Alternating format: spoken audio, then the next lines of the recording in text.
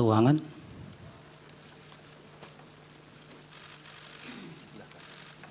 Bisa sebelah kanan, Ibu.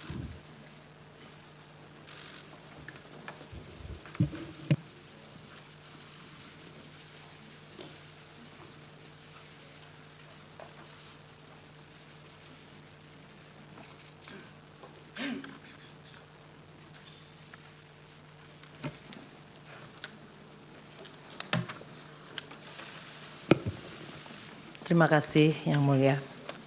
Bismillahirrahmanirrahim. Assalamualaikum warahmatullahi wabarakatuh. Salam sejahtera, salam Om Swastiastu, Namo Buddhaya, salam kebajikan. Yang Mulia Ketua Bapak Suhartoyo, Yang Mulia Saldi Isra, Yang Mulia Bapak Arif Hidayat, Yang Mulia Ibu Eni Nurbaningsih, Yang Mulia Bapak Daniel Yusmikpo, Yang Mulia Bapak Arsul Sani, Yang Mulia Bapak Guntur Hamzah, dan Yang Mulia Bapak Ridwan Mansur, Majelis Hakim Mahkamah Konstitusi yang kami hormati. Bapak Menko Bidang Pembangunan Manusia dan Kebudayaan, Bapak Menko Perekonomian, Bapak Ibu Menteri Sosial, Ketua Dewan Kehormatan Penyelenggara Pemilu, pimpinan, anggota, kuasa hukum KPU dan Bawaslu, serta para kuasa hukum dari paslon peserta Pilpres. Sehubungan dengan permintaan Mahkamah Konstitusi kepada Menteri Keuangan untuk dapat memberikan keterangan dalam persidangan perselisihan hasil pemilihan umum atau PHPU Presiden dan Wakil Presiden tahun 2024, perkenankanlah kami menyampaikan keterangan terkait dengan alokasi dan penyaluran anggaran perlindungan sosial sesuai dengan tugas dan fungsi Menteri Keuangan. Kami sungguh bersyukur dan mengaturkan terima kasih untuk kesempatan memberikan keterangan di forum Mahkamah Konstitusi yang mulia ini.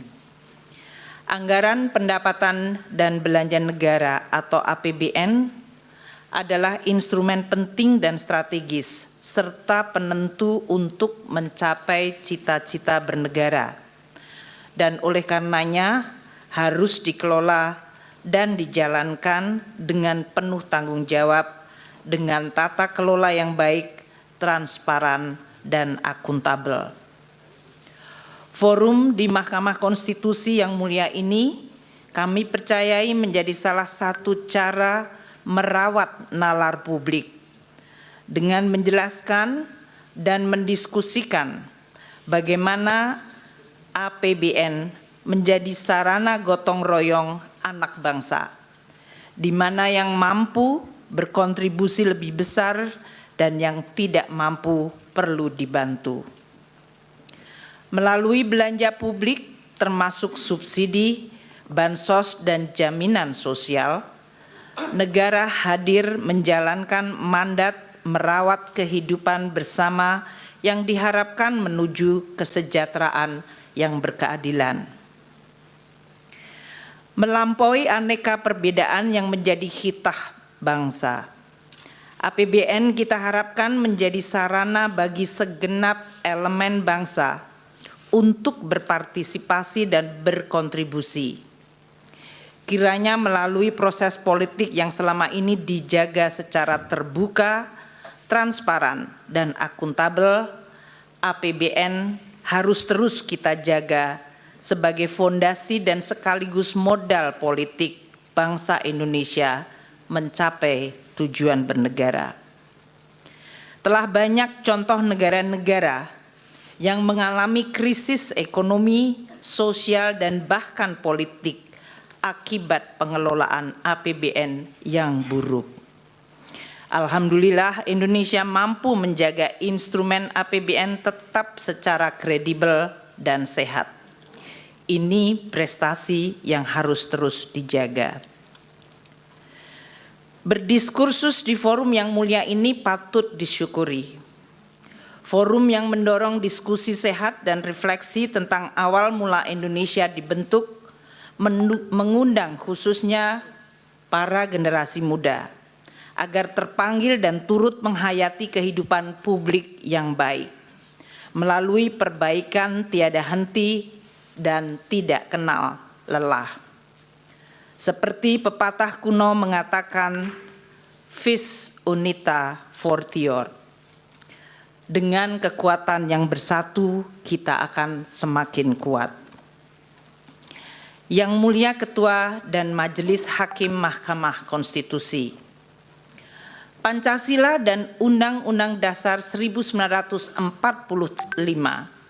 telah mengamanatkan negara untuk melindungi segenap bangsa Indonesia dan seluruh tumpah darah Indonesia, dan untuk memajukan kesejahteraan umum, mencerdaskan kehidupan bangsa, serta ikut melaksanakan ketertiban dunia yang berdasarkan kemerdekaan, perdamaian abadi, dan keadilan sosial.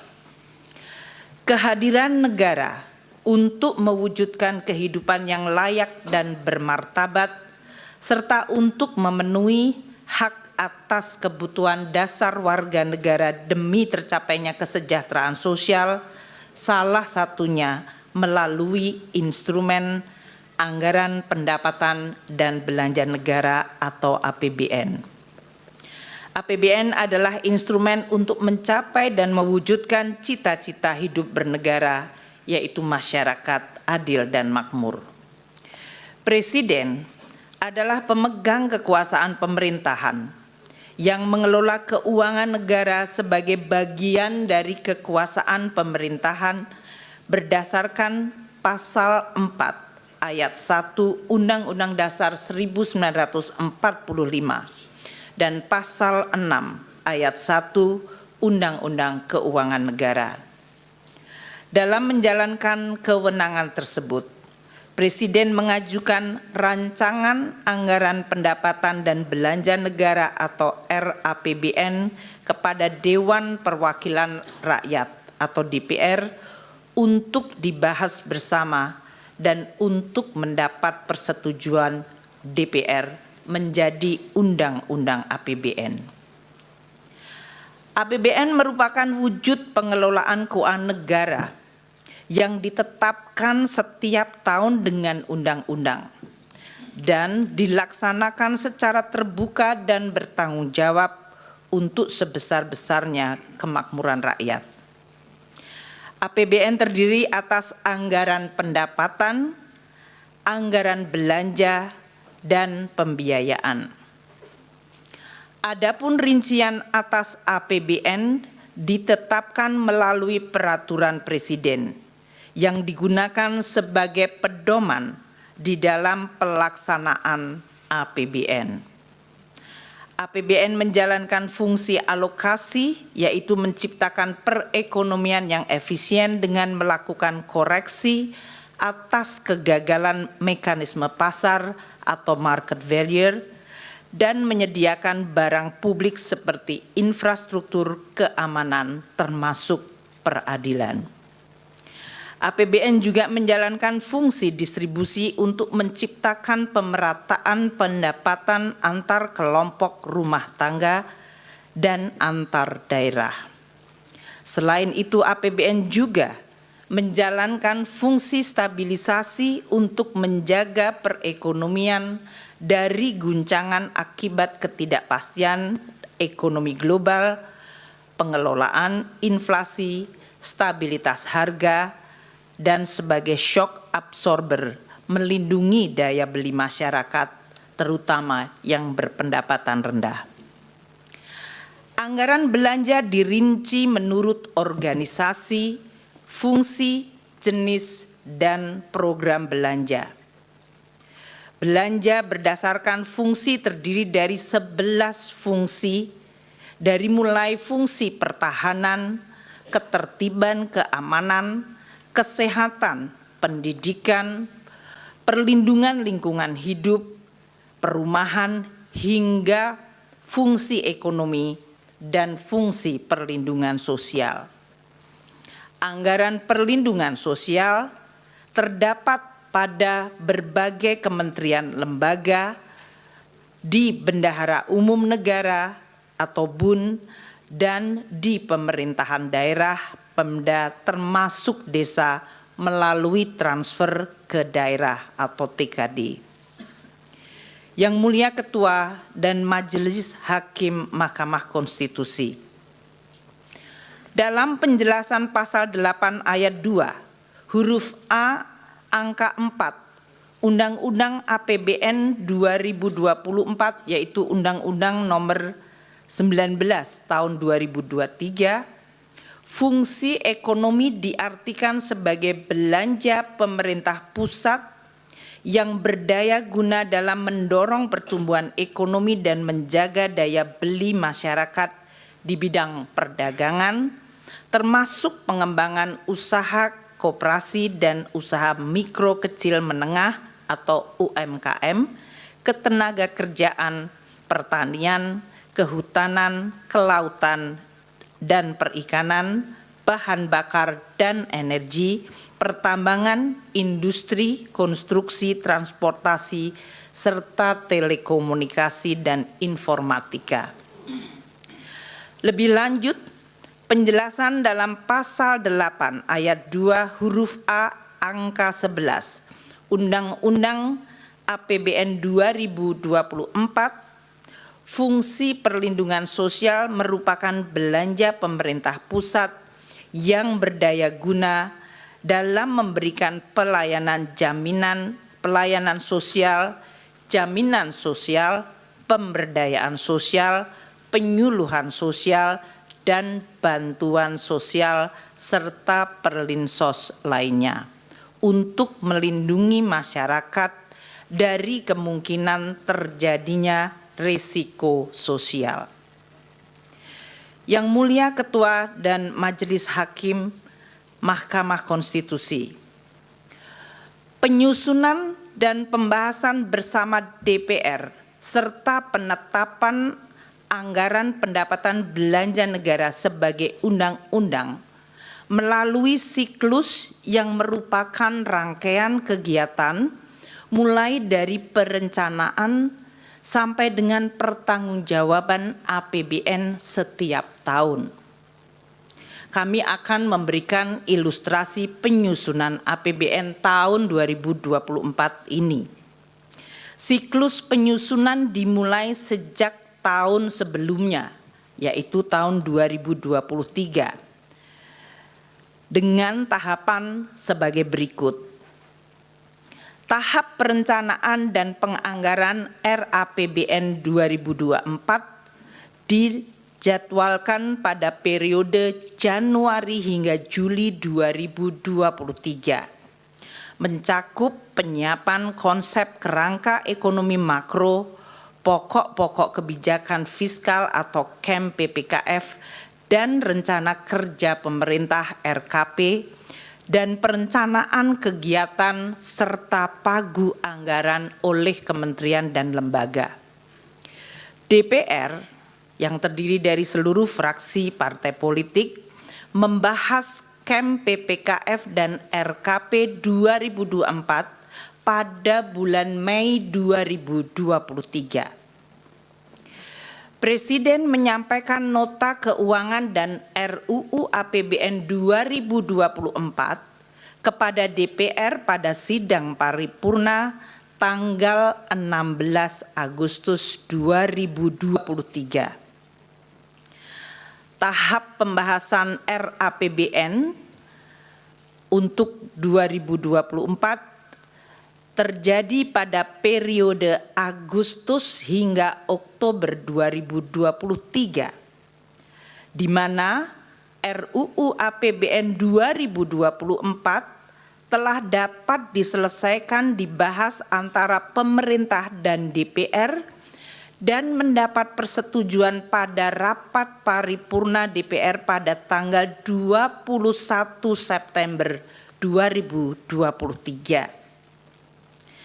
Tahap penetapan Undang-Undang APBN yang dijadwalkan paling lambat akhir Oktober terjadi di mana Undang-Undang APBN 2024 yaitu Undang-Undang 19 tahun 2023 ditetapkan pada tanggal 16 Oktober 2023.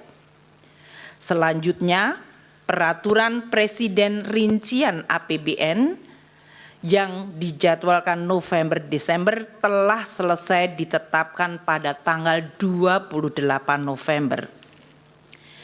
Tahap pelaksanaan APBN pada tahun berjalan yang diawali dengan disahkan dokumen pelaksanaan anggaran dan dilanjutkan dengan pencatatan serta pelaporan per semester.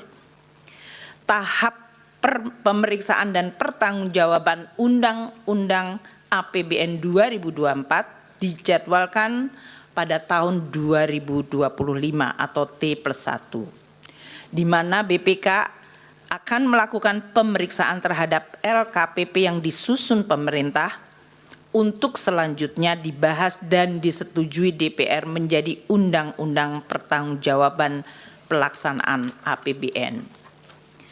Kami menjelaskan ini untuk kemudian disandingkan proses lini masa penyusunan APBN tahun anggaran 2024 yang telah selesai pada tanggal 21 September 2023 dan diundangkan tanggal 16 Oktober 2023. Apabila lini masa penyusunan APBN 2024 disandingkan dengan proses tahapan pemilihan Presiden dan Wakil Presiden tahun 2024 yang dilakukan oleh KPU, waktu penetapan Undang-Undang APBN 2024 telah selesai bahkan sebelum waktu penetapan pasangan calon presiden dan wakil presiden pada tanggal 13 November 2023 atau bahkan penetapan Undang-Undang APBN 2024 telah selesai sebelum batas waktu pendaftaran pasangan calon presiden wakil presiden yang dijadwalkan pada tanggal 25 Oktober 2023. Dengan demikian, dapat kami pastikan penyusunan APBN 2024 dan penetapan menjadi undang-undang tidak dipengaruhi oleh siapa-siapa yang akan maju menjadi pasangan calon presiden dan wakil presiden pada pemilu 2024. Yang Mulia Ketua dan Majelis Hakim Mahkamah Konstitusi, APBN adalah instrumen penting untuk menjaga masyarakat, negara, dan perekonomian agar mampu menghadapi berbagai dinamika perekonomian global, nasional, dan juga menjawab tantangan zaman untuk mendukung berbagai agenda pembangunan secara optimal. APBN harus didesain secara antisipatif, responsif, dan mampu adaptif di dalam menghadapi berbagai kondisi dan guncangan. Pemerintah dan DPR sepakat untuk menggunakan APBN sebagai instrumen kebijakan kontra-siklus atau counter-cyclical yang sangat penting. Misalnya pada saat terjadi guncangan hebat dan dahsyat akibat pandemi COVID-19, APBN telah berperan luar biasa secara efektif melakukan penanganan COVID-19 serta dampaknya melalui program pemulihan ekonomi nasional atau PCPEN. APBN juga bekerja sangat keras untuk menjaga momentum pemulihan ekonomi khususnya dalam penanganan dampak lanjutan atau scarring effect yang timbul akibat dari pandemi 19. Penyusunan APBN 2024 juga tetap menghadapi berbagai tantangan ketidakpastian perekonomian global seperti inflasi dan suku bunga tinggi, di negara-negara maju juga persaingan geopolitik, khususnya eskalasi perang Rusia dan Ukraina dan proteksionisme yang meningkat yang menyebabkan terganggunya rantai pasok pangan dan energi. Selain itu, terdapat tantangan domestik berupa peningkatan investasi yang harus terus dilakukan. Dampak dari El Nino dan cuaca buruk di berbagai daerah telah mengancam ketahanan pangan dan kesejahteraan masyarakat. Dengan mempertimbangkan berbagai kondisi di atas, pemerintah bersama DPR sepakat bahwa APBN 2024 harus optimis namun tetap waspada terhadap dinamika yang terjadi. Tema kebijakan fiskal tahun 2024 diarahkan untuk mempercepat transformasi ekonomi yang inklusif dan berkelanjutan. Yang Mulia Ketua dan Majelis Hakim Mahkamah Konstitusi, izinkan kami sekarang membahas khusus mengenai Perlinsos.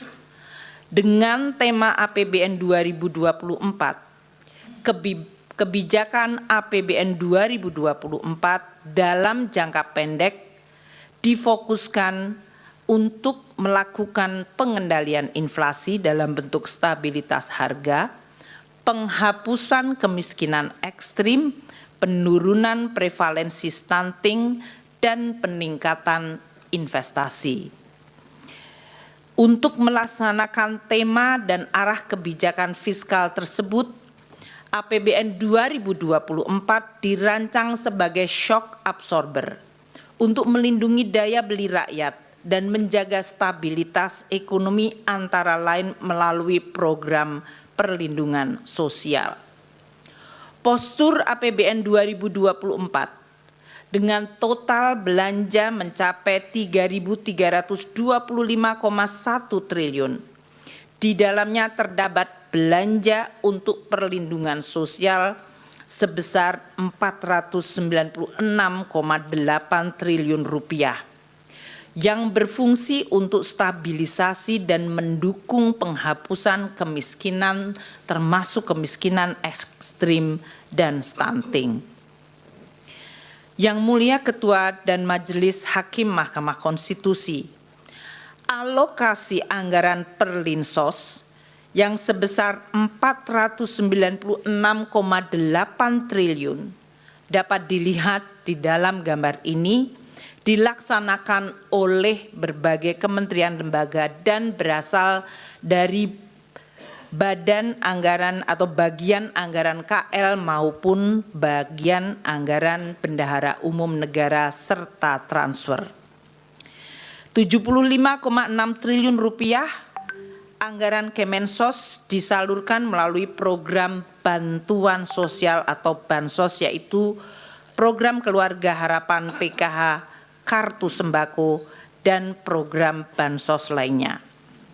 80,5 triliun untuk perlindungan sosial dikelola oleh beberapa kementerian lembaga seperti Kemendikbud dan Kemenak melalui program PIP, KIP, dan beasiswa afirmasi. Kementerian Kesehatan melalui program Kartu Indonesia Sehat, Kementerian Tenaga Kerja untuk iuran jaminan kehilangan pekerjaan, dan BNPB untuk dana siap pakai bencana.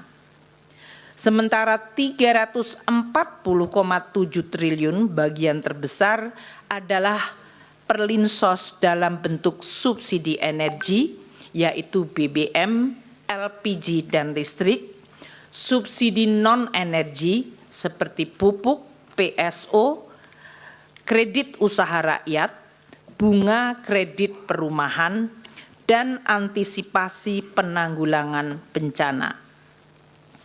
Belanja Perlinsos yang disalurkan melalui Kementerian Pendidikan dan Kebudayaan dan Kementerian Agama mengalami kenaikan sebesar 7,47 triliun dibandingkan tahun 2023. dikarenakan adanya kenaikan unit cost jenjang pendidikan menengah dan penambahan sasaran.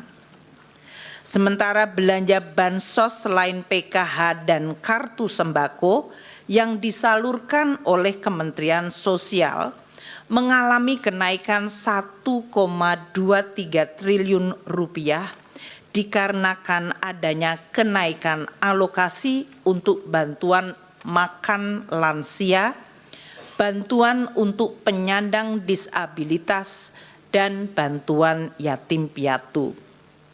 Belanja subsidi yang disalurkan melalui bendahara umum negara atau non-KL mengalami kenaikan dengan adanya kenaikan alokasi subsidi pupuk dan subsidi bunga KUR. Dengan demikian dapat ditunjukkan bahwa anggaran perlindungan sosial untuk APBN 2024 di dalam rangka pengendalian inflasi, stabilitas harga, penghapusan kemiskinan sesuai target prioritas nasional. Di dalam APBN 2024 tidak terdapat perubahan yang signifikan pada anggaran bansos yang dikelola oleh Kementerian Sosial. Perubahan perlinsos yang dikelola oleh kementerian lembaga lain seperti Kemendikbud dan Kemenaker adalah akibat kenaikan unit cost dan penambahan penerima Kartu Indonesia Pintar Kuliah serta pembayaran program jaminan kehilangan pekerjaan dan bantuan iuran peserta pekerja bukan penerima upah. Dengan demikian tidak ada perubahan khusus pada tahun 2024 di dalam anggaran bansos maupun perlinsos kecuali perubahan yang telah disampaikan. Yang Mulia Ketua dan Majelis Hakim Mahkamah Konstitusi, izinkan kami menjelaskan realisasi penggunaan anggaran perlinsos sampai dengan Februari 2024 yang dalam hal ini dianggap sesuai dengan lini masa pemilu Capres dan Cawapres serta pemilihan legislasi pada Februari. Realisasi bansos mencapai sebesar 12,8 triliun sampai dengan Februari 2024 untuk penyaluran program Keluarga Harapan bagi 10 juta keluarga penerima manfaat dan kartu sembako bagi 18,7 juta keluarga penerima manfaat. Realisasi subsidi dan belanja lainnya mencapai 15,3 triliun rupiah dan realisasi perlinsos lainnya 9,8 triliun. Apabila dilihat pada chart tersebut, realisasi anggaran perlinsos dan bansos dari Kemensos 6 tahun terakhir, yaitu dari 2019 hingga 2024, periode yang sama Januari hingga Februari, tidak terdapat perbedaan pola realisasi belanja perlinsos kecuali pada tahun 2023 yaitu tahun lalu, di mana perbedaan signifikan adalah pada realisasi bansos Kemensos yang cukup rendah pada 2 bulan pertama dikarenakan adanya penataan kembali kerjasama antara Kemensos dengan perbankan. Ini yang menjelaskan pada saat kami menjelaskan kenaikan 2 bulan pada bansos Kemensos mencapai cukup tinggi adalah akibat baseline 2023 dari bansos Kemensos pada bulan Januari Februari yang memang waktu itu rendah akibat masih adanya proses penataan kembali kerjasama antara Kemensos dengan perbankan. Berdasarkan uraian ini dapat kami sampaikan bahwa pola pembayaran perlindungan sosial dan bantuan sosial tahun 2024 tidak mengalami perbedaan dengan pembayaran tahun-tahun sebelumnya. Anggaran Perlinsos telah dianggarkan di dalam APBN tahun 2024 sesuai pembahasan dan persetujuan DPR, dan pola realisasinya tidak terdapat perbedaan dibandingkan periode 6 tahun sebelumnya. Yang Mulia Ketua dan Majelis Hakim Mahkamah Konstitusi, dapat kami tambahkan bahwa anggaran Perlinsos yang ditunjukkan Presiden dalam RAPBN yang diajukan Presiden di dalam RAPBN 2024 adalah sebesar 493,5 triliun rupiah.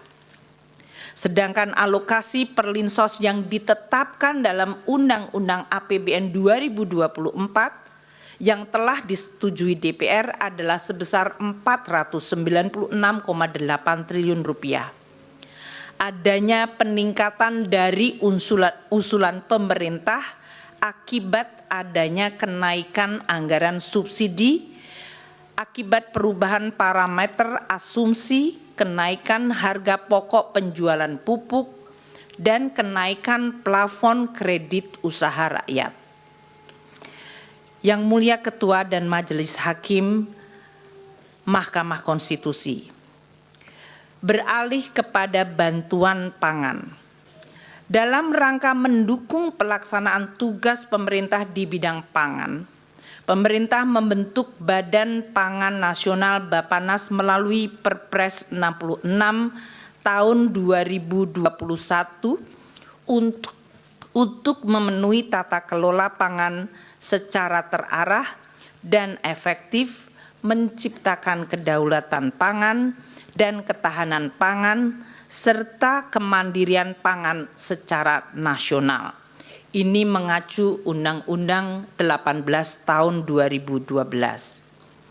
Di dalam pelaksanaan fungsinya, Bappenas menangani kerawanan pangan diantaranya melalui pengadaan, pengelolaan, dan penyaluran bantuan pangan untuk masyarakat berpenghasilan rendah dan terdampak bencana.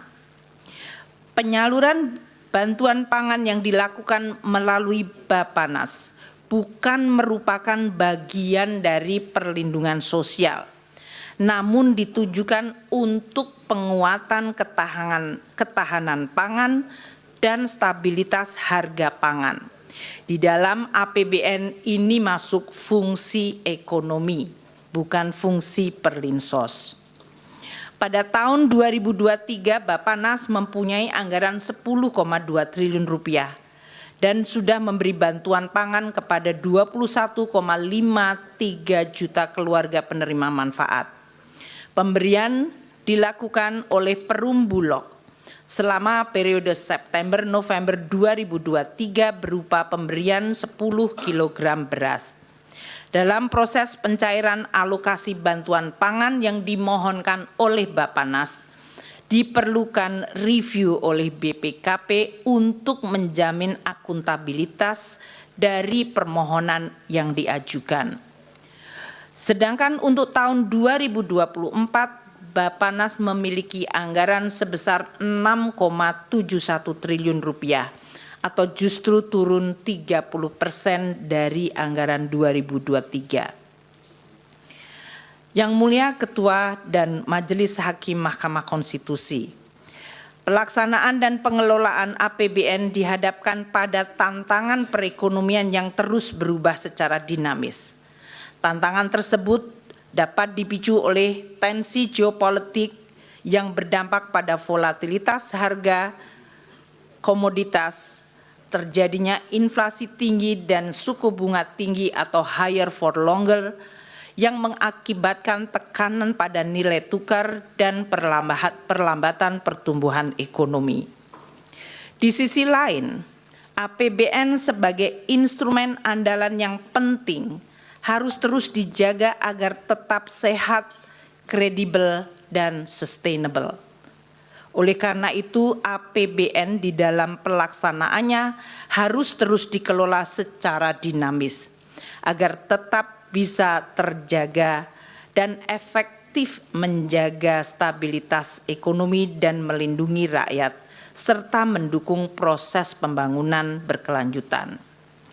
Pengelolaan APBN yang dinamis tersebut dilakukan melalui penyesuaian-penyesuaian seperti dilakukannya refocusing belanja, atau bahkan pernah dilakukan pemotongan belanja seperti pada saat menghadapi guncangan pandemi COVID-19. Penyesuaian yang lebih ringan dilakukan melalui proses automatic adjustment sebesar 5% dari belanja kementerian lembaga. Hal ini untuk mendorong penajaman prioritas belanja kementerian lembaga tanpa mengorbankan target capaian prioritas KL. Hal ini diatur dalam Undang-Undang Nomor 19 2023 tentang APBN 2024 Pasal 28 Ayat 1 huruf E dan penjelasannya. Automatic adjustment bermanfaat untuk juga menambah daya tahan APBN di dalam menghadapi berbagai kemungkinan dinamika global dan nasional. Yang Mulia Ketua dan Majelis Hakim Mahkamah Konstitusi, APBN yang sehat, kredibel, dan berkelanjutan adalah fondasi penting bagi kehidupan berbangsa dan bernegara dalam sistem demokrasi yang terbuka dan transparan. APBN juga menjadi instrumen check and balance yang sehat bagi rakyat untuk dapat mengevaluasi cara kerja dan hasil kerja pemerintah. Sebagai instrumen kebijakan yang begitu penting, APBN akan terus dijaga bersama dengan tata kelola yang baik, secara amanah dengan integritas dan profesionalisme yang tidak boleh dikompromikan. APBN adalah alat penting bagi semua generasi bangsa, baik generasi hari ini maupun generasi yang akan datang, di dalam mencapai cita-cita bersama, yaitu terwujudnya gemah ripah loh jinawi toto tentrem kerto raharjo, baldatun toibatun warobun ghafur, negeri yang damai, adil, makmur, dan sejahtera. Demikianlah penjelasan kami yang kami sampaikan, dan atas perhatian Yang Mulia Ketua dan Majelis Hakim Mahkamah Konstitusi kami ucapkan terima kasih. Wassalamualaikum warahmatullahi wabarakatuh. Om Santi Santi Santi Om.